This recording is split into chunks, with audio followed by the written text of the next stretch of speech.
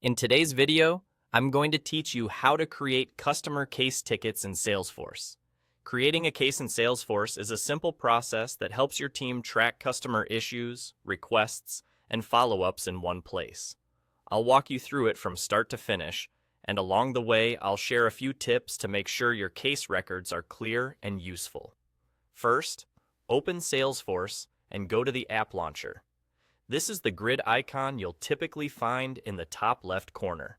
Click it, then type Cases into the search bar and select Cases. This takes you to the main Cases area where your organization's customer tickets live. On this page, you'll see a list of cases that have already been added or created. You can use this view to confirm whether a similar issue exists or to get context about past customer interactions.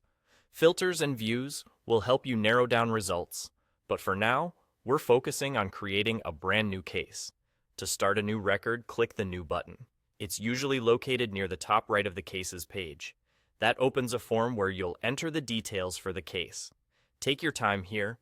Clear, accurate information makes it easier for teammates to respond quickly. Begin by setting the status. Choose the option that best reflects where the issue stands, such as New in Progress, or another status your team uses. Next, set the priority. This helps the team triage work appropriately. Use your organization's guidelines to decide what counts as low, medium, or high urgency. Add the customer's contact information. Select or create the correct contact record, and double-check spelling to avoid duplicates. If your process includes linking an account, make sure the account matches the customer's organization to keep reporting clean. In the description field, write a concise but thorough summary. Include what the customer is experiencing, any relevant context like environment or version details if applicable, and steps to reproduce the issue. Avoid sensitive information and stick to what your team needs to resolve the request. If your organization requires additional fields, such as category or product, fill those in as well, so routing and reporting work as intended. Once everything looks good, click Save. Salesforce will create the case and assign a case number.